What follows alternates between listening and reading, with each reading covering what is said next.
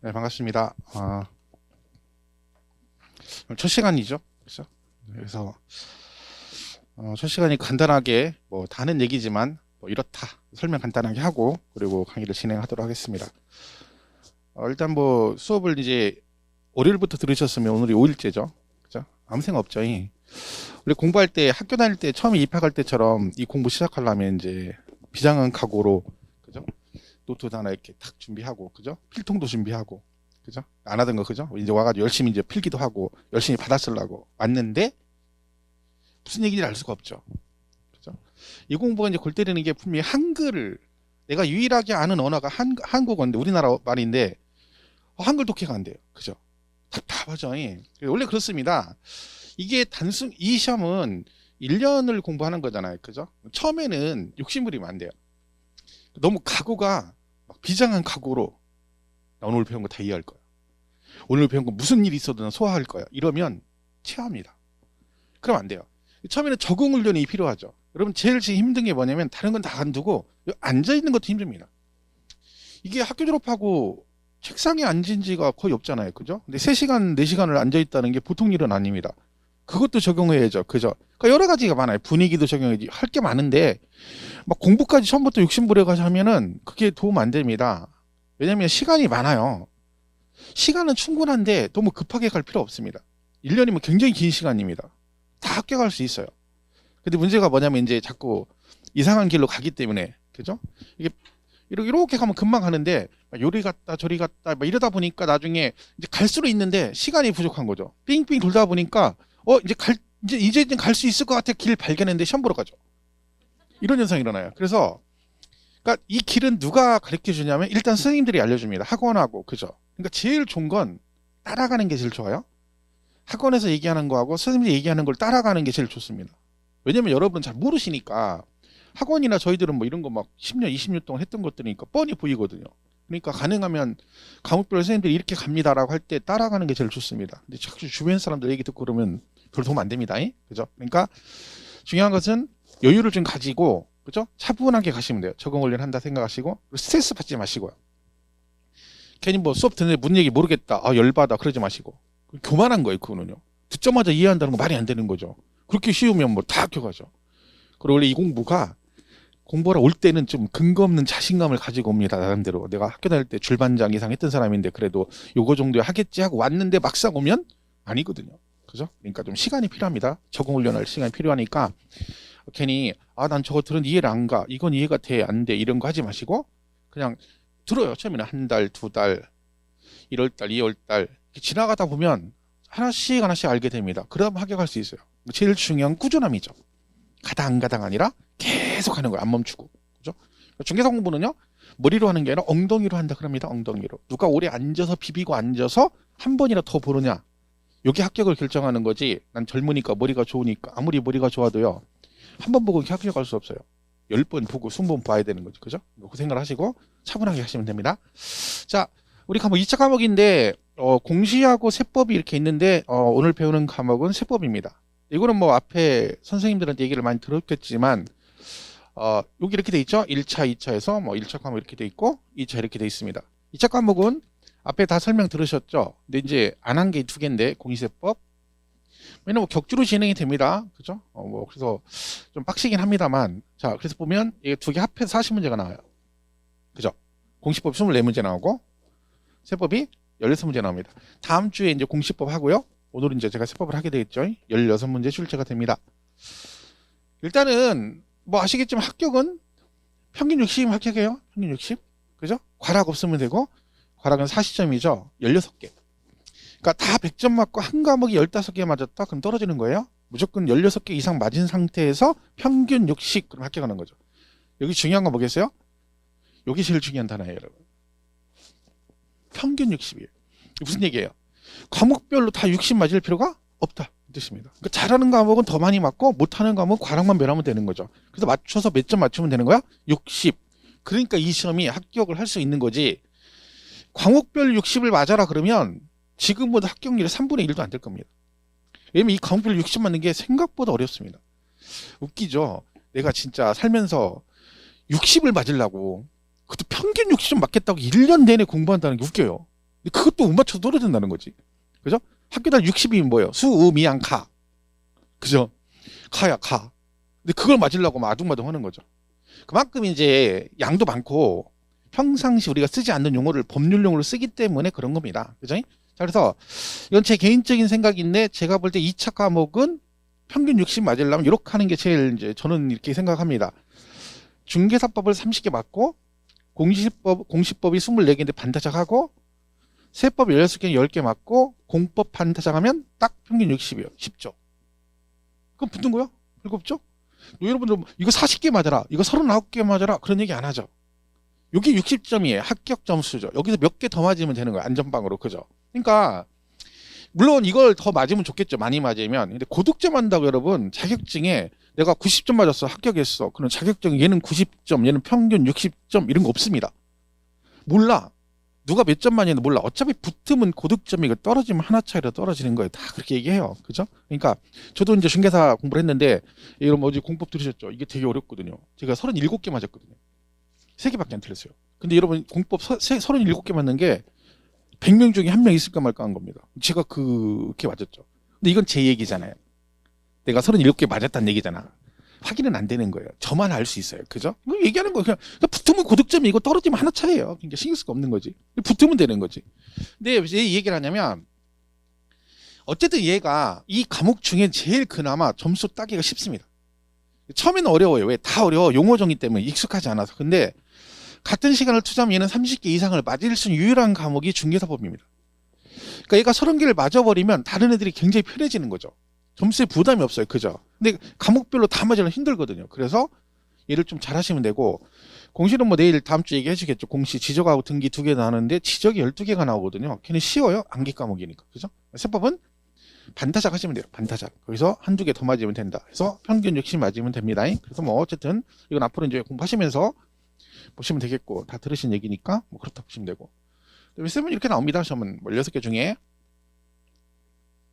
자, 그럼 우리 목표가 60이라 치면 공부를 어떻게 해야 되냐면 자, 이렇게 공부하면 안 돼요. 이만큼이 100점이에요. 100점. 100점을 맞으려면 이만큼을 공부를 해야 돼. 그죠? 그럼 여러분 공부를 어떻게 합니까? 처음부터 이렇게 합니다. 이렇게 공부를 하죠. 그죠? 계속 합니다. 이게 단점이 뭘까요? 양이 너무 많아요? 100점 맞으려면 다 해야 되잖아. 이것저것. 그죠? 그러다 보니까 하긴 하는데 여기서 한 바퀴 돌아서 여기 다시 오잖아요. 아무것도 생각 안 나요. 시간이 너무 많이 걸려요. 양도 많아가지고. 그러니까 이건 맨날 하긴 해요. 공부는 하긴 하는데 남는 게 하나도 없어. 이렇게 하면 이렇게 공부를 하잖아요. 그럼 이렇게 돌아와. 계속 이렇게 하다가 좀 돼서 이렇게 들어오잖아요. 하다가 시험 보러 가야 돼요. 근데 뭐요? 뭘 보긴 본 거예요. 다 눈에는 익숙해요. 근데 답을 못 맞춰요. 왜? 제대로 아는 게 없는 거지. 그러니까 공부는 제가 볼 때는 이렇게 하는 게 아니라 먼저 평균 60점도 나올 정도 있죠. 요 범위를 정해주고 얘를 먼저 하는 거지. 이만큼을 먼저 하고 얘를 계속 하는 거야. 하다가 공부되면 이렇게 넓혀가면 돼요. 넓혀가다 여기서 멈추더라도 합격은 하는 거지. 고득점은 아니더라도. 근데 처음부터 막 100점 만점 받겠다고 이렇게 공부하는 건 저는 아니라고 봅니다. 밖으로 이렇게 넓혀가야지. 밖에서 안으로 들어오면 너무 힘들어요. 그러면 평균 60이니까 자, 세법은 목표가 10개 정도 된다고 쳐봐요. 그럼 여기 이렇게 보시면 기출률 분석이 나옵니다. 보통 일반적으로 우리 세법은 거의 약간씩 차이가 있지만 보통 뭐 얘가 보통 2문제 나오고 얘가 3문제 나오고 얘가 1문제 나오고 얘가 3문제 나오고 뭐 그다음에 여기서 얘가 보통 1문제 얘가 5문제에서 6문제 정도 나옵니다. 그럼 여러분 딱 보세요. 그냥 혼자 전략을 세울 때 일단 아까 평균 60을 맞추는데 평균 60인데 세법은 10개 정도 맞겠다 치면 어디를 하면 돼요? 제일 우선순위가 누구예요? 얘 볼 거 없어요. 얘가 제일 많이 나오잖아. 그럼 이 말은 세법은 얘를 못하면 반타작하기가 힘들다는 얘기입니다. 그러면 얘가 제일 중요한 거죠. 중요하다는 얘기는 내용이 중요하다 이런 건 필요 없어요. 그냥 시험에 많이 나오고 자주 나오는 게 제일 중요한 거예요. 우리 중개선생님은. 그죠? 그러니까 얘가 1순위죠. 그죠? 그러면 나머지 취득세하고 재산세가 3문제씩 실제가 되잖아요. 일단은 그러면 어떻게 하면 돼요? 얘는 무조건 선택을 해야 되겠죠? 그리고 나서 얘하고 얘 둘 중에 하나만 일단 선택을 하면 걔가 9개잖아. 그죠? 일단 얘네들을 공부할 때 집중적으로 하는 거죠. 아니면 요 3개 고르면 취득세, 재산세, 양도세 여기 고르면 무조건 10개 이상 나옵니다. 여기서. 그러면 어차피 강의는 그렇게 할 겁니다. 저도 강의는 우리가 극주기 때문에 시간이 막 저기 하지 않기 때문에 이거 3개 위주로 강의를 합니다. 초반전에 계속. 나머지 등록세나 종부세는 일단 나중에 해도 돼요. 문제가 많이 나오는 내용이 아니기 때문에. 그죠? 왜? 이것만 되면 내가 원하는 목표 8개, 10개를 맞을 수 있는데 뭐 16개 욕심 부리지 마시고요. 못 맞습니다. 16개는. 세법은 계산 문제가 하나 나오고요. 그리고 아주 어렵다기보다는 도저히 풀 수 없는 문제를 꼭 냅니다. 그 2개는 항상 있어요. 그거는. 계산 문제 그리고 풀 수 없는 문제 2문제. 이거는 그냥 찍고 가는 거죠. 풀 생각하지 마시고 찍으면 돼요. 그러니까 혹시나 수업 듣다가 세법은 계산 문제 때문에 어려워. 신경 쓸 거 없습니다. 계산 문제 나오면 무조건 찍으면 돼요. 그러니까 아예 얘기를 하고 가요. 제가 첫 시간에 계산 문제는 뭐 한다? 찍는다. 욕심 부리지 마시고. 그죠? 그냥 찍으면 돼요. 올해도 계산 문제 나왔습니다. 하나? 못 풉니다. 웬만큼 공부에서는. 그죠? 난이도가 있어요. 계산 문제. 근데 그거는 굳이 목숨 걸 필요가 없죠. 그거 하나 풀 시간에 3문제 풀 수 있어요. 그죠? 그러니까 일단은 머리 편하게 계산 문제 찍는다. 그러면 얘하고 3개 중에 선택해서 가면 돼요. 어쨌든 강의는 저는 이 3개 위주로 합니다. 요것만 정리되면 10개는 무조건 맞을 수 있어요. 그죠? 세법 10개 맞으면 잘하는 거예요. 뒤에 보면 알아요. 왜 그런지. 나 12개, 13개 맞고 싶은데 그럼 공부 열심히 해야죠. 근데 여러분 세법 열심히 안 합니다. 왜? 지금 모르지만 하다 보니까 얘는 16문제밖에 안 나와 이러거든요. 그래서 안 해버려. 그래서 여기서 과락 나와요. 공시하고 합해서 40문제 여러분? 그럼 공시하고 세법이 한 과목인 거죠. 양이 제일 많아요. 그렇게 따지면 왜? 2개 합해서 한 과목이잖아. 근데 워낙 내용이 많고 내용이 다르다 보니까 불리한 거지. 합해서 40문제거든. 그렇게 따지면 공시세법이 제일 중요하죠. 양으로 따지면 민법회는 누구도 대할 수 없습니다. 공시세법은. 양도 많고 어렵기도 따지면 걔가 훨씬 어렵죠. 근데 이걸 나눠놓으니까 여러분 그냥 24개, 16개 얘는 찬찬히 이거 포기 이런 식으로 하니까 난 여기서 관악 맞아버려요. 올해 같은 경우 세법이 좀 어렵게 나왔거든요. 근데 어려워도 한 반은요. 누구나 봤던 지문이 있죠. 그런 거 나와요. 근데 그거를 틀리는 거야. 그러니까 떨어지면 어려운 문제 때문에 떨어졌다고 그래요. 근데 여러분 떨어지는 건 어려운 문제 때문에 떨어지는 게 아니라요. 쉬운 문제를 못 맞춰서 떨어지는 거예요. 너도 맞추고 나도 맞출 문제가 있는데 나는 맞추고 나는 틀렸어. 그럼 나만 떨어지는 거지. 어차피 어려운 문제는 합격하고 결정 우리는 상관없어. 못 맞춘다니까 그거는. 그죠? 신경 쓸 필요가 없는 거지. 그래서 요 3개 위주로 잘 보시면 됩니다. 그래서 잘 따라가시면 되고 뭐 그렇대요. 그렇고 자 그다음에 전략 있는데 전략이 어디 있어요? 저한테 물어봅니다. 선생님 어떻게 하면 점수가 잘 나오고 공부를 잘 할 수 있을까요? 어떻게 하면 돼요? 열심히 하면 돼요. 열심히 하면 되지 뭐 있어. 필요 없어요. 내가 열심히 해야 돼. 그럼 선생님이 강의를 잘해야 되나요? 물론 그게 있습니다. 근데 100 중에 강사가 차지한 비율은 저는 한 20 정도 된다고 생각합니다. 그 20은 처음 시작하니까 여러분 길을 모르잖아요. 그걸 이렇게 다져주고 끌고 가는 그 역할이고 나머지 80은 본인이. 왜? 강사 강의를 아무리 잘하면 뭐래요? 내가 시험 보나? 시험은 여러분이 보잖아. 근데 본인이 공부 안 하면 소용없는 거지. 수업 시간에 다 알아들었어. 야, 신기하네. 야, 그래 했어. 그리고 나서 하루 지날 것도 없어요. 여러분 지금 들으면 어떻게 해? 듣자마자 바로 잃어버려요. 이렇게 들으면서 잃어버려요. 그리고 들으면서 하나 들으면 여기서 가 하고 나 하면 가 잃어버리고 나만 듣고 나 하고 타 하면 나 잃어버리고 그러거든. 근데 그걸 어떻게 해? 본인이 자꾸 해야 돼요. 그죠? 그러니까 뭐 자기 어쩌고저쩌고 돼 있어. 다 필요 없고요. 자 그럼 우리 공부가 왜 어렵냐면 어렵다고 느끼냐면 우리 과목이 법 과목이 5개예요. 개론 하나 빼고. 그럼 여러분 시험을 어디서 내는 거야? 법 조문을 내는 거야. 법 조문을 시험을 내요. 근데 여러분 이 법 조문을 여러분이 몰라. 왜? 이 법에서는 용어를 우리가 알 수가 없어요. 왜? 들어보지도 못한 용어잖아. 근데 그걸 가지고 설명을 하고 있단 말이죠. 쉬운 예로 오늘 이제 세법이니까 시간에 계산 문제 쉬운 거 한번 해볼게요. 해놓고 자 다 같이 해볼게요. 245 곱하기 25는 했어요. 이렇게 뭐라 그래요? 55, 25, 2 올라가고 54, 20 이러고 있네요. 쉬운 거를 얘기하고 있는 거죠. 근데 결정적으로 여러분은 뭘 모르고 있어요? 구구단을 몰라요? 구구단을 모르는 여러분한테 제가 이건 쉬운 거니까 이거부터 하시고 나중에 좀 어려운 거 할 거 이러고 있는 거야. 그럼 여러분 돌아버리는 거야. 왜? 저게 쉽단다. 저게 쉽대. 난 뭔 얘기인지 한 개도 모르고 저게 쉬우면 어려운 건 얼마나 어렵다는 얘기야. 그럼 포기하는 거지. 이건 내 길이 아닌가 봐. 이런 현상이 일어납니다. 자 근데 구구단을 알면 2단, 4단, 5단, 9단 알면 얘는 너무너무 쉬운 얘기가 되잖아요. 그럼 결국 뭐야? 우리가 수업을 들었을 때 무슨 얘기인지 모르는 건 뭐 때문에 그런 거야? 그 법에서 쓰는 용어를 우리가 알 수가 없어요. 근데 여러분은 그 용어를 몰라. 그런데 선생님들은 뭐래요? 우리는 이런 기초니까 기본적인 것만 하겠습니다 하고 설명을 하고 있는 거지. 돌아버리는 거지. 그러니까 당연한 거 아니겠어요, 그죠? 왜? 알지도 못한 용어를 가지고 설명하는데 알아듣는 게 이상한 거지. 그러니까 우리 공부는요, 어려운 건 한 개도 없어요. 다 익숙하지 않은 거예요. 내가 접해보지 않았기 때문에 익숙하지 않으니까 이해를 못하는 거지, 그 내용 자체가 어려운 건 없어요. 내용 자체가 어려우면 1년 안에 10년을 공부해도 붙을 수가 없는 거죠. 근데 아니거든요. 합격생이 있잖아요. 매번 비슷한 인원수. 그죠? 왜 그래? 이걸 극복하는 거죠. 이 용어에 빨리 익숙해져야 돼요. 어제도 뭐 공법도 배우시겠지만 공법에 보면 용어가 막 나오잖아요. 뭐 도시 막 따지면 뭐 도시개발 사업, 도시계획 시설 사업, 도시계획 무슨 사업 막 말도 비슷비슷해요. 근데 막 거기서 조금씩 틀려. 중개업 같은 거 배우시면 뭐 매매를 업으로 하니 안 하니 보수를 받았니 안 받았니에 따라서 얘를 업으로 보니 막 골치 아파요 그게. 근데 그거는 처음에만 그런 거지. 나중에 가면 익숙해지죠. 그럼 쉬워지는 거예요. 그러니까 요때까지 기다려야 돼. 내가 좀 더 익숙해질 때까지 이해해야 됩니다. 그 대신 이걸 막 외우려고 하지 마세요. 이해를 하려고 노력을 해요. 그러니까 오늘 수업을 합니다. 3시간 동안 하는데 절대적으로 뭘 막 내가 이걸 완벽하게 외우겠다 이런 숫자 이런 거 신경 쓰지 마시고요. 그냥 들어요. 그냥 아무 생각 없이.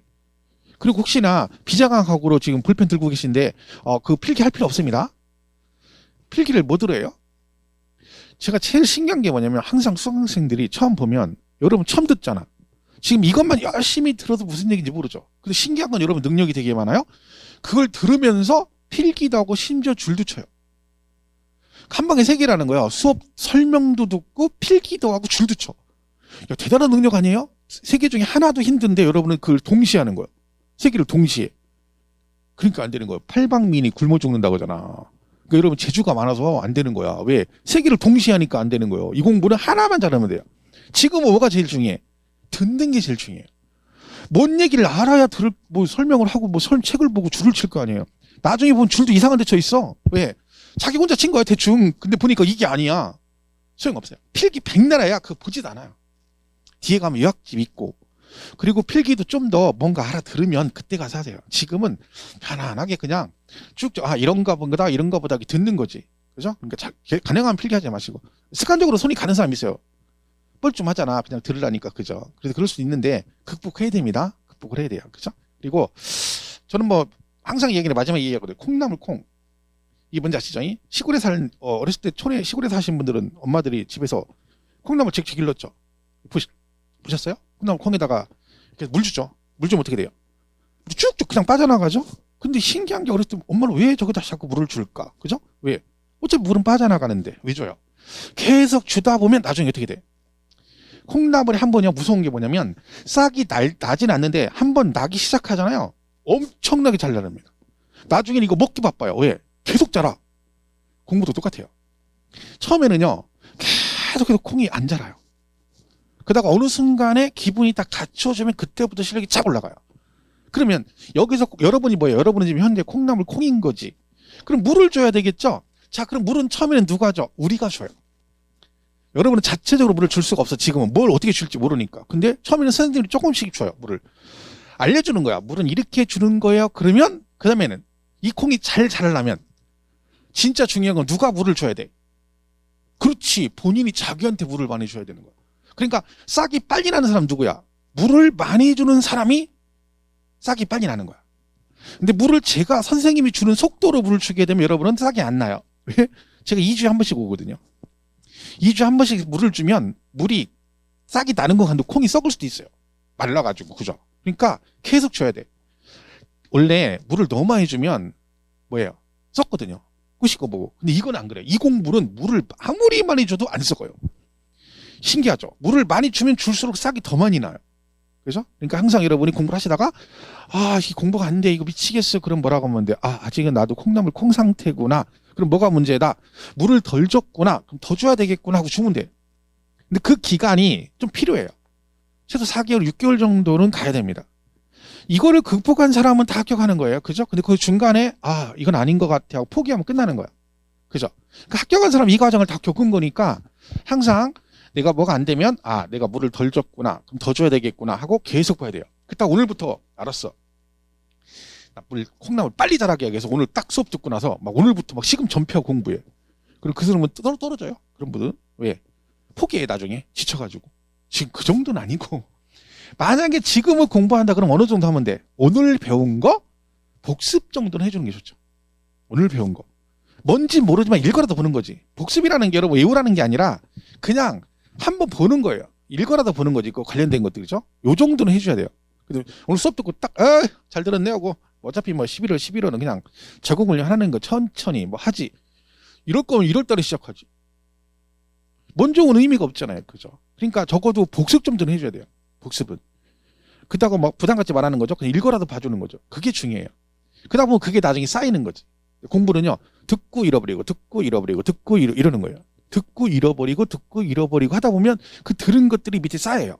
그러니까 어느 순간에 그 들은 것들이 쌓여가지고 실력이 되는 거예요. 그 다음부터 실력이 올라가는 거니까 반복해서 보시면 됩니다. 그래서 항상 이걸 기억하시고요.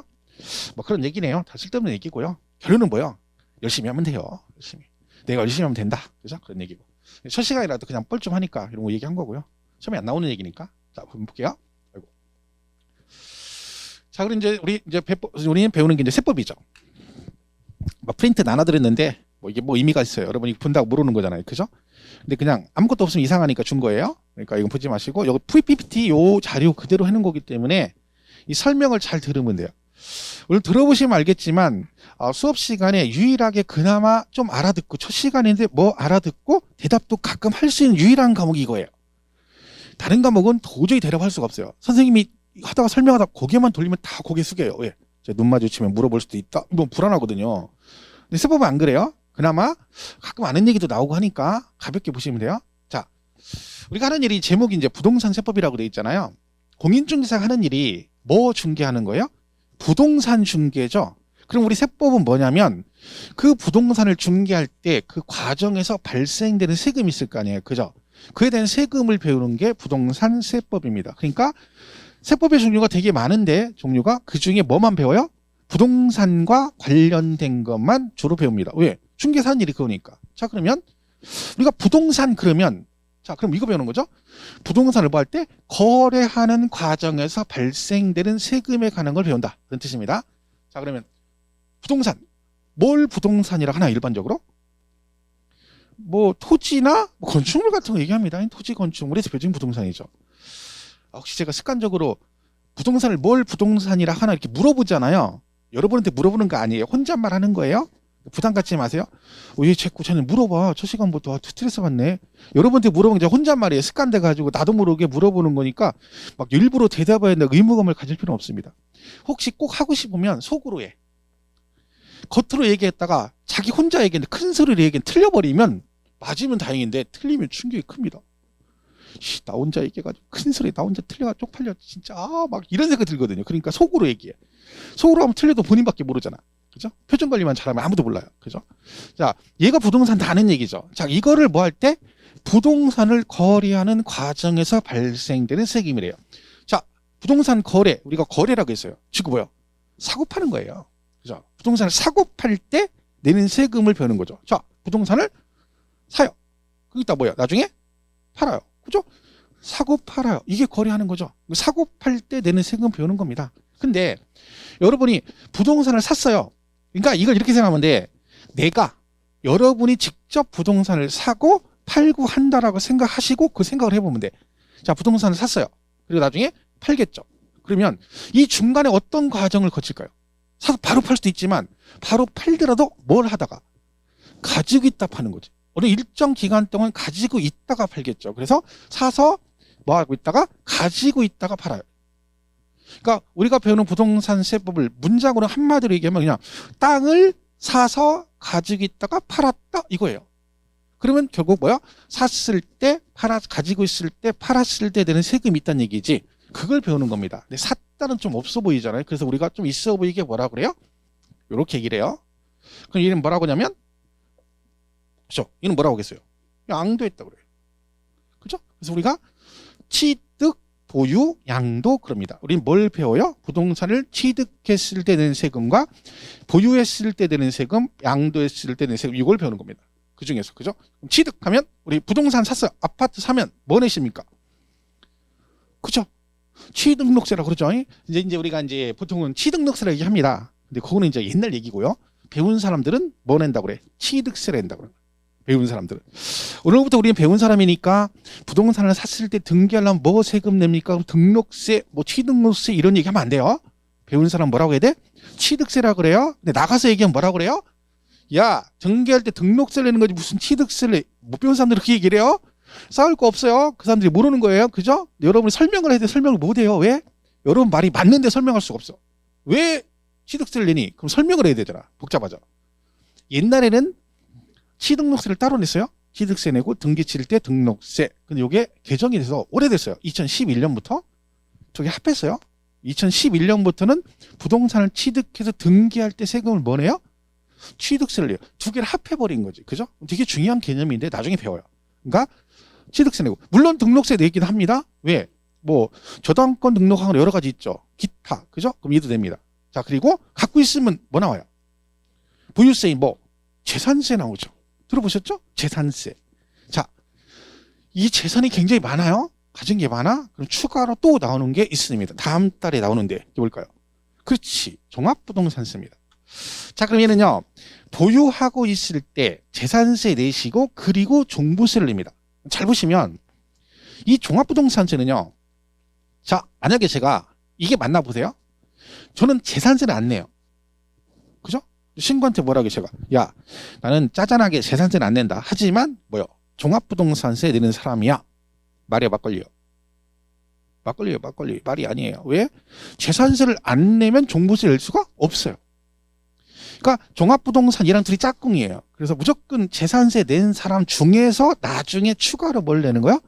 종합부동산세를 내는 거지 얘를 내지 않으면 얘는 절대 낼 수가 없습니다. 그래서 이 종합부동산세 모든 일반적인 기준이 다 누굴 따라간다? 얘를 따라갑니다. 그죠? 그럼 잘 보세요. 그냥 여기서 그냥 맞춰보세요. 그냥 딱 보면 이 제목을 잘 보시고 얘가 토지, 건축물, 주택, 선박, 항공기 얘들을 갖고 있으면 재산세가 나오거든요. 자, 그럼 여러분이 선박을 고급 선박 요트를 가지고 있어 100억짜리 그럼 재산세 냈겠죠? 자, 이 100억짜리 요트를 갖고 있으면 100억이니까 비싸잖아요. 얘는 종부세를 낼까 안 낼 것 같아요? 안 낼 것 같아요? 안 내요. 왜? 이름 봐봐. 이름이 뭐라고 돼 있나? 부동산세라고 돼 있잖아. 그죠? 그러면 이 5개 중에 누구는 부동산이 아닌 애들은 대상이 아니란 뜻이죠. 그러니까 이름이 부동산세입니다. 그러니까 선박 항공기는 부동산이 아니잖아요. 그러니까 얘네들은 재산세를 내지면 뭐는 안 나와? 종부세는 안 나오는 거예요. 근데 좀 더 가면 그럼 부동산인데 앞에 뭐가 붙었어요? 종합이라고 붙었어요. 그럼 얘는 뭘 하라는 얘기야? 그 부동산끼리 종합이니까. 그렇지. 합하라는 얘기입니다. 그러니까 종부세는 여러분 앞으로 되어 있는 전국의 모든 부동산, 모든 주택을 몽땅 합해서 이렇게 하는 거예요. 그래서 종합부동산세 이렇게 하는 거예요. 그러면 다음 달에 종합부동산세가 나오죠. 자, 여기서 되게 중요한 개념이 뭐냐면 얘는 그러면 가지고 있을 때 되는 거잖아요. 재산세도 가지고 있으면 나오죠. 자, 지금 만약에 오늘 여러분이 아파트를 샀어요. 오늘. 그럼 내년도 재산세는 누가 낼까요? 2021년에 지금 21년이죠 지금 그죠? 11월 달에 오늘 주택을 취득해서 아파트를 샀어. 내년 2022년도 재산세는 누가 낼까요? 그럼 여러분이 오늘 샀으니까 여러분 거잖아. 그죠? 그럼 내년에 여러분이 내냐? 몰라요. 내년에 누가 낼지 알 수가 없어요. 왜? 재산세 종부세는요 무조건 이날 기준이에요. 언제? 6월 1일 기준이에요. 그러니까 모든 재산세 종부세는 6월 1일 현재 소유자한테 세금이 나옵니다. 그러면 지금은 여러분 건데 만약에 내년 재산세는 언제 기준이야? 내년 6월 1일 기준이죠. 그럼 내년 만약에 여러분 5월 달에 집을 팔 수도 있잖아. 5월 달에 집을 팔아버리면 6월 1일 현재는 여러분께 아니죠. 그럼 여러분은 재산세 납세 의무가 있다 없다? 없어요. 그래서 항상 얘네 둘은 이게 중요해요. 그러니까 이번에 종합부동산세 나오잖아요. 12월 달에. 그것도 언제 기준으로 판단한 거야? 올해 6월 1일 현재 소유자한테 재산세 부과하고 그 재산의 양이 일정 금액이 초과되니까 추가적으로 종부세가 나온 겁니다. 그래서 그리고 결론적으로 이게 되게 중요한 얘기죠. 그러니까 만약에 여러분이 내년에 집을 사거나 부동산을 살 때 사고 팔 때 뭘 조심하셔야 돼? 6월 1일 전후를 잘 따져야 되는 거지. 왜? 이거를 날짜 하루 차이로 재산세, 종부세, 납세 의무자가 달라질 수가 있거든요. 나중에 자세히 배웁니다. 그러니까 6월 1일까지는 매수인이 세금을 냅니다. 매수인. 그러니까 여러분이 만약에 사는 입장이다 그러면 6월 1일까지 사면 여러분이 내야 되는 거야. 그러니까 여러분은 재산세 안 내려면 6월 2일에 사야지 재산세를 안 내는 거고, 파는 사람은 재산세 내기 싫으면 주고 나서나 6월 1일까지는 팔아야 돼요. 이런 게 기준이죠. 그러니까 항상 얘는 이날을 기준으로 판단한다. 두 개다. 그죠? 그리고 양도세는 당일 팔면 뭐나요? 양도소득세를 냅니다. 여러분 이 제목이 이름이 있죠. 이게 그냥 막 지은 게 아니라 얘는 하필 그 많은 이름 중에 왜 취득세겠어요? 물건을 뭐 하면 내라고. 취득하면 내라. 취득 안 하면 안 내는 거고. 얘는요 이름이 보세요. 등록 그다음 뭐라고 쓰세요? 면허세. 그랬죠? 그리고 얘는요 옛날에 등록세하고 면허세가 있었거든요. 그 면허세와 얘를 합해가지고 이름을 등록 면허세라고 지은 거예요. 자, 얘는 양도소득세죠. 자, 여러분이 땅을 100억에 팔았어요. 땅이 하나 있는데 이번에 이제 돈이 좀 요새 용돈 떨어져가지고 용돈 좀 이제 만들어야 돼서 그냥 가지고 있는 쪽에 제일 싼 걸로 하나 팔았어. 제일 싼 걸로 하나 100억에 팔았어. 이 양도했죠. 이 양도세 낼 것 같아? 안 낼 것 같아?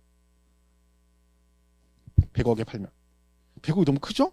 여러분 아파트를 5억에 팔았어. 아파트라고 또 뭐 비과세 얘기할 수 있으니까 상가 건물 하나를 5억에 팔았어요.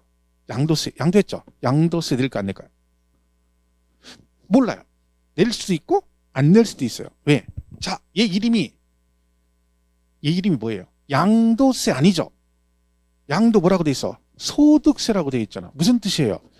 양도를 하면 세금을 내란 뜻이 아니라 뭐가 생겨야 돼? 그렇지. 소득이 있어야지 되는 거죠. 그죠? 그럼 무슨 얘기야? 이걸 우리가 차익이라고 그래요. 자, 얘가 5억에 팔았어요? 양도한 거 맞아요? 팔았으니까. 근데 얘가 살 때 6억에 샀어요. 6억에 사가 5억에 팔았어. 양도한 거 맞죠? 소득 있어 없어? 없지. 손해보고 팔았잖아. 세금 내야 안 내? 안 냅니다. 그러니까 양도했다고 세금을 내는 게 아니라 뭐가 생겨야 돼? 차익이 있어야지. 남는 게 있으면 걔를 세금을 내는 거지. 그래서 이름이 양도소득세 이렇게 되는 겁니다. 그래서 이 5개를 주로 배웁니다. 물론 뭐 종합소득세라고 있는데 주가 되는 건 얘네들이에요. 그래서 아까 말씀드린 대로 얘 한 3문제 정도 나오고 얘가 뭐 1문제 정도 나오고 얘 3문제, 얘 1문제, 얘 5에서 6인데 요즘에 작년하고 올해 출제위원이 내단에 안 되니까 어떻게 되냐면 이게 원래 1문제 나오거든요. 이제까지 2문제 나온 적이 없어. 근데 올해 3문제네. 3문제. 등록세가 거의 1문제 나오거든요. 작년에 등록세 2문제 반. 걔도 3문제 냈어요. 그러니까 출제위원이 낼 게 없으니까 이제 머리 굴리는 거야. 잔머리 굴리는 거야. 이제. 야, 얘들이 누구나 그동안 1문제 나왔으니까 이걸 1문제 나왔다고 생각하고 또 그 정도 공부하겠지? 하고 홀딱 3문제. 오죽하면 그렇게 하겠어. 오죽하면. 낼 게 없어요, 여러분. 법조문이 지하물이 많아도 정해져 있잖아요. 그죠? 그럼 걔네 시험을 그 안에서만 내야 돼. 범위. 거길 벗어나면 이의신청하거든요. 그러니까 결국 시험 어디서 내? 기출돼서 내는 기출. 올해 시험도 작년 기출문제 나왔던 거 정답으로 나왔어요. 작년에도 재작년에 나왔던 거 그대로 그 지문 그대로 냈어요. 올해 시험 문제 취득세 같은 경우도 작년에 나왔었거든. 그 지문이. 그죠? 근데 작년에 걔가 정답이 아닌 지문으로 나왔는데 올해는 걔를 정답으로 냈죠. 결론은 출제위원은 기출 문제를 변형해서 낼 수밖에 없어요. 최소한 70% 이상 이렇게 됩니다. 왜? 낼 게 없거든요. 지금까지 32번을 시험을 봤는데 문제 낼 게 뭐가 있겠어. 그죠? 자, 그래서 이걸 잘 보시면 됩니다. 그래서 우리 결국 배우는 것마다 취득했을 때 2개, 취득록세 그리고 가지고 있을 때 재산세, 종부세 팔면 양도세 이렇게 되는 거죠. 자, 이걸 배우는 겁니다. 자, 그럼 취득세로 이름이 뭐다? 부동산을 취득할 때 내는 거고요. 얘는 등기 등록할 때 내는 거예요. 재산세는 가지고 있으면 내는 거고요. 그리고 종합부동산세는 가지고 있는데 걔가 일정 금액을 뭐가 되면 초과되면 내는 거죠. 일정 금액. 이걸 나중에 배우는 거고요. 그러면 양도세는 양도했을 때 그 양도자에게 부과한다. 뭐 이런 얘기입니다. 잡으시고. 그다음에 자, 그럼 우리 거래를 거래의 대표적인 뭐예요? 매매입니다. 자, 매매. 자, 사고 파는 거죠. 자, 사고 파는 거. 다른 얘기 해볼게요. 자, 여러분이 자 이렇게 해서 있어요. 여러분이 갑이에요. 지금 돈이 필요해. 근데 가진 건 뭐밖에 없어? 땅밖에 없어. 막 건물하고 부동산 잔뜩 있어요. 그러면 어떻게 해? 그걸 팔 수 있죠. 그럼 얘한테 부동산을 팔죠. 이렇게. 팔아요. 자, 그러면 자, 그럼 여러분이 얘한테 팔 때 그냥 줍니까? 그냥 줄 수도 있겠죠. 그죠? 그냥 줄 수도 있죠. 근데 생판 모르는 남한테 그냥 주진 않겠죠. 그죠? 이제 그냥 줄 수도 있고 일반적으로 뭐 합니까? 얘한테 부동산 소유권 넘겨주고 뭘 받아요? 뭐 받고 팔아요, 여러분? 집 팔 때. 뭘 받고 팔아? 돈 받고 팔지. 돈 받고 팔죠. 그죠? 그럼 여러분 계약서 쓸 때 우리 아파트 사고 팔면 무슨 계약서 쓴다 그래요? 매매계약서 쓴다고 하잖아. 매매계약서. 그죠? 그게 매매예요. 말 그대로 매매한 거 사고 판 거잖아. 그걸 그냥 매매라고 그래요. 자, 그러면 얘 있죠. 얘 갑. 얘 지금 집을 팔았죠? 뭐 받고? 돈 받고 팔았네요. 그럼 쟤는 뭐 한 거예요? 양도한 거예요? 취득한 거예요? 갑. 갑은 양도했지. 팔았잖아. 그럼 얘는 양도한 거죠. 얘는 뭐라고 그래? 취득한 사람이죠. 그 얘가 팔고 얘가 샀잖아요. 그거 별거 아니에요. 그 사고 판 거예요. 그 사고 판 거. 그 얘를 양도한 사람이라고 그러고 얘는 취득한 사람이죠. 그 얘는 세금을 뭐 낸다고요? 양도 소득세를 내는 거고. 얘는 뭐 내겠어? 취득세 내겠지. 별 얘기 아니에요. 그죠? 팔면 양도세, 사면 취득세. 근데 이게 되게 쉬운 얘기잖아요. 근데 쉬운 얘기인데 정확하게 이해를 해야 돼요. 왜? 이게 나중에 가서 막 뒤에 막 섞여 나오거든요. 근데 아무것도 아닌 것 같은 이런 것도 엉켜가 나중에 틀릴 수가 있거든. 그죠? 그러니까 한쪽엔 팔았으니까 한쪽은 뭐다? 파는 사람이 돈 주고 팔았으니까 당연히 상대방은 돈 주고 사겠죠. 이걸 매매한다 그래요. 가장 일반적인 거래 형태입니다. 그죠? 자, 근데 상속이라는 게 있어요. 자, 상속 아시죠? 자, 갑이 돌아가시면서 얘한테 상속으로 소유권 넘겨줬어요. 그죠? 이렇게 된 거죠. 5억짜리를. 자, 그러면 이 갑은 갑이 있고 을이 있어. 자, 이 갑을 뭐라고 하냐면 자, 이 중에 돌아가신 분이 누구예요? 갑을 중에? 갑이 돌아가셨죠? 자, 지 돌아가신 분을 뭐라고 하냐? 자, 쓰기 전에 미리 말씀드리면 자, 피상속인과 이게 돼 있어요. 자, 둘 중에 누가 돌아가신 분이야? 되게 쉽죠? 여기 써 있잖아요. 여러분 헷갈릴까봐 우린 친절하게 여기서 이 써지 내가 피 흘리고 이분이 돌아가신 분이에요. 그죠? 그러면 여기서 갑이 피상속인, 피 흘리고 돌아가신 분, 피상속인, 그리고 이분은 상속인 이렇게 되는 거죠. 그럼 여러분 생각해 보세요. 상속을 받으면 세금을 내야 됩니다. 뭔지 모르지만 그러면 상식적으로 피상속인과 상속인 중 누가 세금을 내야 되겠어? 그렇지. 이분은 이미 가셨어요. 가셨는데 세금을 내라. 가셔도 세금을 내야 됩니다. 그냥은 못 가셔. 돌아가셔도 세금을 내고 가셔야지. 그냥은 못 가셔. 근데 이미 그냥 가버렸네. 어떡할 거다 가버렸어? 그럼 어떻게 될까요? 그죠? 얘한테 상속이 됩니다. 채무도 상속이 되는 거지. 돌아가셔도 세금을 내야 됩니다. 자, 여기서 그러면 상속받으면 세금을 뭘 낼까요? 여러분. 우리 다 아는 일 그냥 편하게 상속받으면 뭐 내요? 상속세를 내죠. 자, 그러면 얘가 상속세를 냈습니다. 그럼 여러분이 상속을 받으셨죠? 근데 본인 앞으로 뭐 하셔야 돼 이제?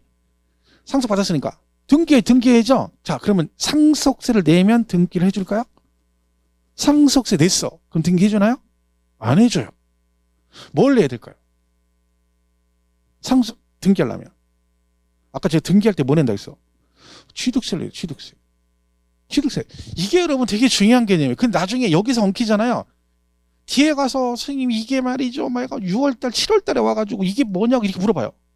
자, 근데 대부분은 잘 몰라요. 이거를. 당연한 얘기죠. 보세요. 상속을 받았으니까 본인 앞으로 등기하려면 뭐 내야 돼? 취득세를 내야 돼요. 그리고 뭐 또 내? 상속세도 냅니다. 자, 그럼 뭐예요? 얘는 세금을 근본적으로 두 개를 내는 거야. 뭐도 내고 취득세도 내고 뭐도 내? 상속세도 내는 겁니다. 이거 잘 기억하셔야 돼. 이거 나중에 엉키면 안 돼요. 요것 때문에 헷갈리는 거야. 그러면 어떤 분은 야, 상속받았는데 왜 취득세를 내? 등기해야 되잖아. 그럼 상속세는 뭐냐면 얘는 그냥 국세예요.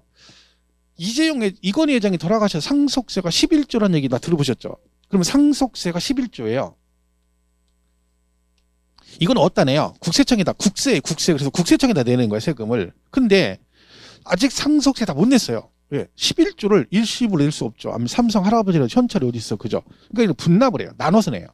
그러니까 지금 뉴스 가끔 보면 뭐 누가 뭐 이부진이가 뭐 뭘 삼성전자 주식을 담보로 돈을 1조를 빌렸다 뭐 하려고 세금 내려고 이런 얘기 나오잖아요. 자, 그러면 지금 이건희 회장이 돌아가시 좀 됐죠? 각자 상속 다 받았단 말이에요. 자, 그러면 그 3남매가 각자 앞으로 뭘 했을까요? 이미 뭐는 했을까? 등기를 했겠지. 받았으니까. 그럼 그 사람들 등기하면서 세금을 뭘 냈겠어요? 그렇죠.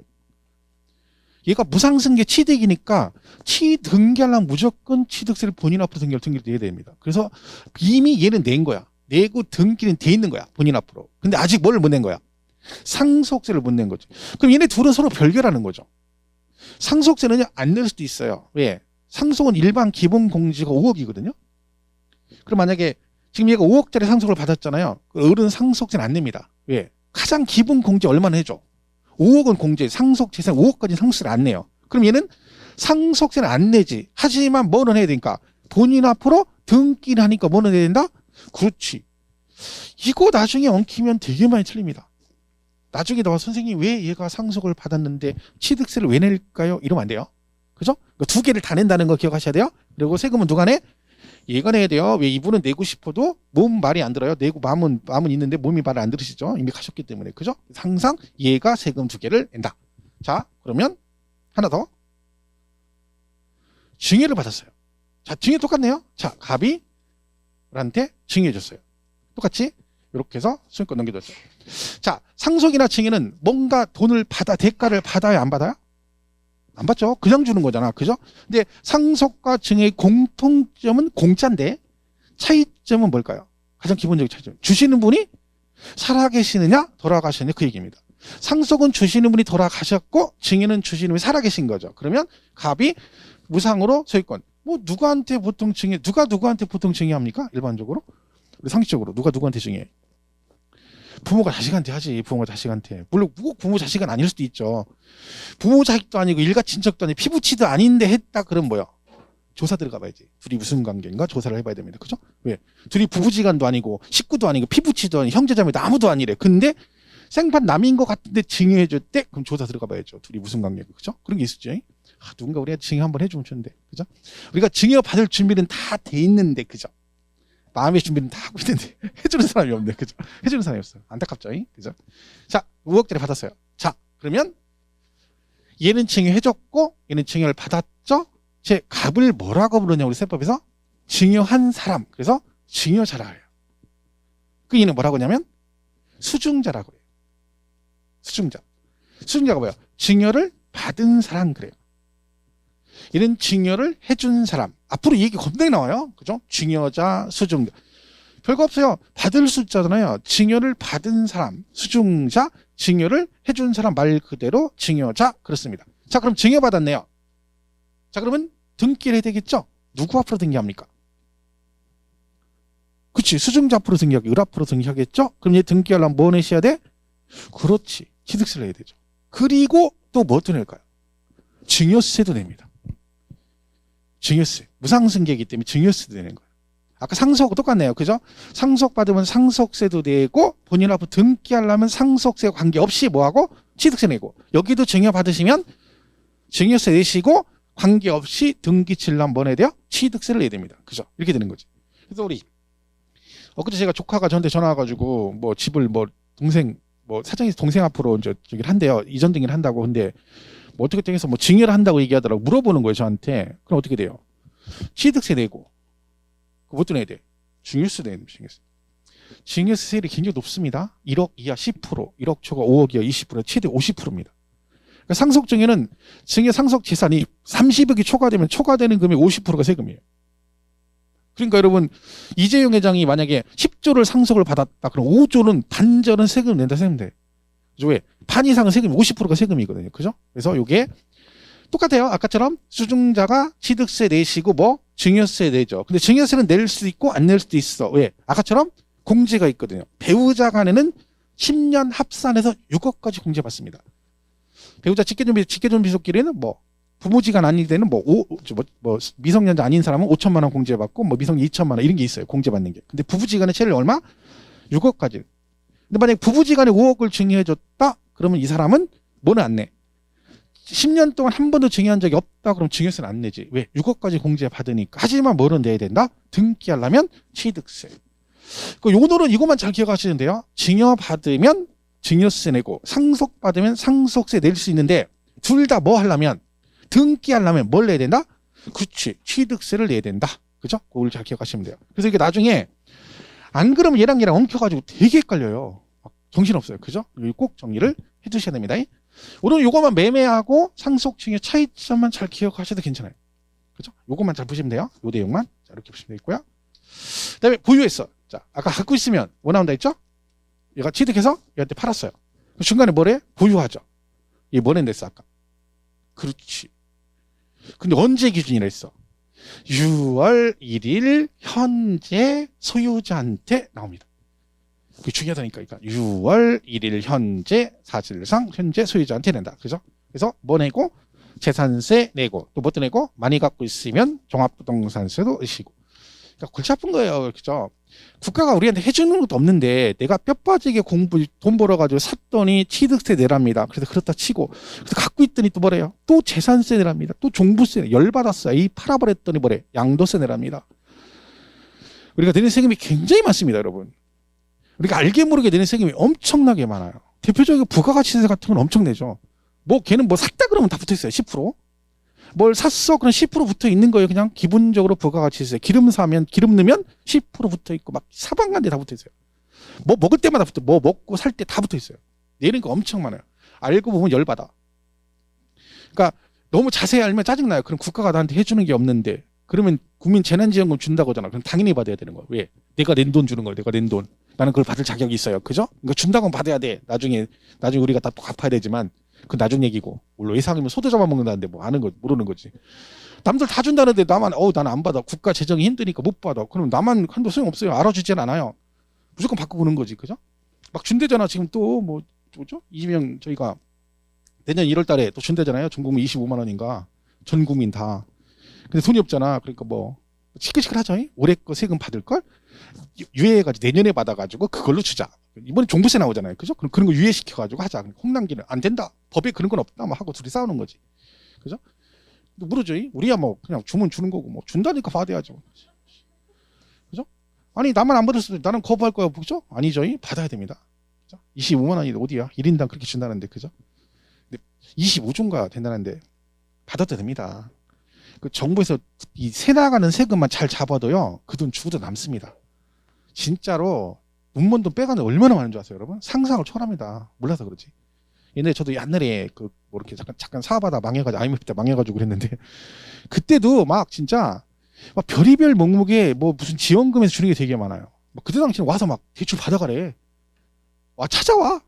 와가지고 나 대출이요? 나 담보 없는데 그냥 준대. 그 뭐 실적만 있으면 된대.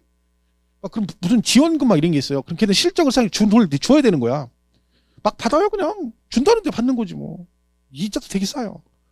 그리고 망했지. 그때 이제 파산했죠. 그죠? 다 받아놓고 나중에 공교롭게 IMF 와가지고 파산했는데 그게 되게 많거든요. 그죠? 자, 그럼 세금은 많이 내는 게 좋을 것 같아요? 적게 내는 게 좋을 것 같아요? 적게 내는 게 좋아? 그렇죠. 적게 내는 게 좋아요. 그죠? 오늘 집에 갔던 앞집 영희 엄마가 뭐래요? 땅거지 걱정하는 거예요. 왜? 큰일 났네. 나 다음 달에 이번 달 말에 종합부동산세 1,000만 원 나올 것 같은데 큰일 났네. 그러니까 여러분은 뭐요? 종부세 안 내요. 그러니까 뭐라고 그래? 여러분이. 이거 어떡한데요? 큰일 났네. 어떻게 종부세를 1,000만 원씩이나 내. 아유. 그럼 집이는 뭐네? 나는 재산세 20만 원 내. 1년에. 그거밖에 안 내. 그러면 여러분은 재산 20만 원 내고 앞집에 영희 엄마는 종부세 1,000만 원 되니까 여러분 이 사람 걱정해야 돼? 아니지. 누가 누굴 걱정해? 세금은 무조건 많이 내는 게 좋은 거예요. 여러분은 여러분 무시해서가 아니라 여러분의 저는 세금 많이 나온다고 걱정할 그런 짬밥이 그게 안 돼. 그거 정도 되려면 이지영이나 이런 사람 정도 돼야 아이고 상속세 11조 나오네. 겁나 이렇게 얘기를 하는 거지. 우리는 뭐가 되는 거 있어. 가만히 생각해봐. 가슴에 돈을 넣고 생각해봐. 손을 넣고 뭐네 세금. 내긴 내는 게 있겠죠. 그죠? 솔직히 종부세 낼지 안 낼지 모르잖아. 내는 분도 있겠죠. 얘기는 안 하지만. 그죠? 일단 쉬는 시간에 누군가가 나도 종부세 이번에 한 300만 원 정도 나올 것 같은데 그럼 그 말 듣자마자 바로 뭐라고 해야 돼? 누나 이렇게 친하게 지내. 바로 친하게 지내. 종부세 낸다잖아. 그죠? 그럼 누나 그러면 누나라면 너라고 부를게 딱 바로 들어가야 돼요. 그죠? 오라버니면 오라버니 어깨에 기대어 볼래요. 그죠? 이 노래 아세요? 이게 금잔디의 그 노래 오라버니라는 노래거든요. 오라버니 어깨에 기대어 볼래요 막 하는 게 있어요. 저 잘 모르거든요. 우리 처제 18번이 이거예요. 노래방 막 갔다가 그거 불러. 그럼 막 골 때려. 막 둘이 가가지고 동서놈하고 둘이 붙어 노래 부르면 막 옆에 가가지고 막 같이 부르면서 오라버니 어깨 그럼 막 또 기대고 막 난리. 진짜 눈 뜨고 못 본다. 눈 뜨고 못 봐. 나이도 많이 먹었어요. 지금도 그래. 지금 처제가 44인가 5인가. 그런데 지금도 노래방 가면 막 둘이 붙어서 오라버니 어깨 막 좀 하지 좀 말라고. 그쵸? 그리고 제가 가서 우리 와이프하고 둘이 하죠. 오라버니 어깨. 그럼 우리 와이프가 뭐라고 막 우리 와이프는 거 되게 싫어해요. 오라버니 이런 거 필요 없어요. 어떻게 오빠냐? 자기는 오빠가 없대. 내가 무슨 오빠냐, 그죠? 난 남편이래. 돌아버려, 그죠? 몰라 그걸 누가? 그죠? 공부를 열심히 하면 되는데. 이런 얘기하면 우리 처제가 중개사 공부를 했거든요. 작년하고 올해. 작년에 1차 붙고 작년에 3개월 했어요. 3개월. 동차에서 5개 차이로 2차 떨어지고 1차 붙었어요. 요번에 9월 중순부터 2차 시작했어요. 붙었어요. 근데 공부를 머리가 좋은가 그 얘기를 하는 게 아니에요. 처제 공부를 원래 작년에도 하루에 3시간씩 자고 공부했어요. 100일 정도. 그러니까 새벽 3시까지 공부하고 7시에 일어나요. 왜냐면 걔 처제 이제 동서 그놈이 출근을 일찍 하거든요. 7시에 나가거든요. 그러니까 걔 보내고 그때 일어나는 거. 그래 놓고 하루 종일 10몇 시간을 공부하는 거죠. 저는 그렇게 하면 붙는다고 생각했거든요. 이제 붙었어요. 근데 2차는 5개씩 떨어졌는데 올해도 2차만 했거든요. 똑같아요. 새벽 3시까지 공부하고 7시에 일어났대요. 4시간 자고. 나머지 시간은 오로지 그냥 계속 공부하는 거예요. 전화도 안 받아요. 전화하지 말라고. 왜? 나 이제 이때 나 없는 걸로 치라고 아예 이제 끊어버리고 그거만 한 거야. 저는 그렇게 하면 붙는다고 생각해요. 근데 실제로 붙었어요. 처음에 나한테 떨어졌다고 하더라고요. 전화했더니 아, 형부 저기 세법 때문에 세법이랑 공시세법 잘못 봐가지고 안 된 것 같아요. 나중에 같이 좀 딱 가니까 점수 남아돌아요. 고득점은 아니죠, 당연히. 독점할 수가 없죠. 근데 문제 한 3문제, 4문제 정도 차이로 붙긴 했어요. 지금 가채점 결과는. 저는 항상 그 얘기를 하거든요. 공부는 그렇게 하면 돼요. 근데 그 시간이 굉장히 많은 시간이에요, 여러분. 1년 동안 어영부영 하는 것보다요, 그렇게 빡시게 하는 게 낫거든요. 근데 제가 맨날 공부하거든요. 강의할 때 한 100일쯤 나오면 제가 그게 항상 하거든요. 100일 나오면 지금 전 평균 40 나온다, 30 나온다. 이 사람 100일 동안 공부하면 100% 붙을 수 있어요. 어떻게 하면 돼? 그렇게까지 안 해도 돼요. 이분은 아는 게 많으니까 이 사람들은 하루에 10시간만 해도 충분히 붙어요. 근데 안 해요, 공부를 10시간. 수업 넘어가요. 무슨 10시간을 공부하냐고. 그러니까 떨어지는 거잖아. 이해가 안 가요. 제가 이 얘기 꼭 하거든요. 올해도 했어요. 저 같으면 하거든요. 왜? 하면 붙을 수 있대잖아. 지금이라도 하면. 근데 왜 1년 공부한 걸 허송세월 안 하면 되는데 안 합니다, 여러분. 하루에 6시간도 안 합니다. 그래놓고 뭐 문제가 어렵네, 떨어졌네 이런 거 하면 안 돼요. 그건 아니지. 저 공부할 때 하루에 저도 한 10시간 했던 것 같아요. 그때는 다 분위기가 그랬으니까. 이게 문제예요. 요즘에는 인터넷 동영상이 문제예요. 그 동영상이 저는 공부할 때 별로 도움 안 된다고 생각해요. 실강만 들어야 돼. 그래야 더 열심히 해. 수업도 안 빠지고. 왜? 실강 안 들으면 그걸 들을 방법이 없거든. 저희 때는. 인터넷 그냥 아무도 없으니까 혼자 수업 안 들으면 땡이에요. 그러니까 특강한다 그러면 그냥 빠지면 못 듣는 거. 오늘 빠졌어. 오늘 내용 들을 방법이 없어. 2달 후에 들어야 돼. 그러니까 죽으란 사람 공부하는 거죠. 그러니까 오히려 그때는 되게 열심히 했죠. 누구나 다 열심히 했어요. 나만 그런 게 아니라. 그러니까 그때는 그래도 사람들이 그런 관계 쪽 과정에 다 껴갈 수 있는 거죠. 열심히 하면 돼요. 근데 지금부터 하지 말아야겠죠. 지금부터 결심했어. 오늘부터 새벽 3시까지. 그러면 그분은 1000% 떨어집니다. 그럼 안 되고 오늘은 뭐만 하라고요? 복습 정도만 하시면 돼요. 복습. 근데 오늘 수업 잘 들었으면 복습도 필요 없어요. 그냥 수업 쭉쭉 들으면 되니까. 그죠? 자, 그다음 이게 뭐냐면 여기까지 설명하고 쉴게요. 이게 조세의 정의라고 돼 있는데 별 얘기 아니에요. 우리가 세금을 해요. 조세가 뭐냐면 세금. 그냥 세금이라고 생각하면 돼요. 1년 동안 이걸 배우잖아요. 그러니까 무엇을 조세라고 하느냐를 설명해 놓은 거예요. 그냥. 그죠? 1년 동안 배우니까 예의상 그 정도 봐야죠. 자, 보시면 조세란 이렇게 돼 있죠? 누가요? 국가 또는 지방자치단체가 그래요. 근데 국가나 지방자치단체 운영하려면 돈이 필요하죠. 국가 지자체가 부천시에서 공무원 월급 줘야 돼요. 그 돈 어디서 나요? 엄동설원에 막 배달시키고 막 공무원들 배달시키고 요즘에 돈 되니까 그죠? 그다음 노가대 시키고 그럽니까? 아니지. 뭐 걷어? 세금 걷어서 충당하는 거예요. 그거를 세금을 걷어 충당하는 거죠. 그러기 위해서 뭘 걷어요? 세금을 걷어요. 누구만 걷는다고요? 국가나 지방자치단체만 세금을 걷습니다. 그리고 뭐 어쩌고 저쩌고 해서 강제적 부담이다 이런 거죠. 세금은 강제적으로 징수하는 겁니다. 내 의지와 관계없이 지가 해준 것도 없는데 너 이거 샀니? 취득세, 갖고 있니? 재산세, 많으니 종부세, 팔았니? 양도세, 그죠? 상속했니? 상속세, 증여받은 증여세 막 걷어가는 거지, 그죠? 자, 그럼 이거를 이렇게 설명하면 이게 뭐라고 돼 있어요? 과세주체란 말이 있어요. 별 얘기 아니고요. 그 세금을 우리한테 부과할 수 있는 주가 되는 단체 그런 뜻이에요. 그러니까 쉽게 말하면 누가 세금을 우리한테 부과할 수 있느냐 법적으로 둘밖에 없다는 거지. 누구? 국가와 지방자치단체만 세금을 부과할 수 있습니다. 그러면 얘네들이 부과하는 세금도 있고 얘네가 부과하는 세금도 있다는 얘기죠. 얘네들이 부과하는 세금을 뭐라고 하냐면 국세라 하고요. 얘를 지방세라 합니다. 그러니까 우리가 국세가 뭐니? 그럼 아주 간단한 거예요. 중앙정부에서 세금을 부과해서 지네가 가져가면 국세. 지방자치단체에서 부과해서 지자체가 가져가면 뭐라 그래요? 지방세 그럽니다.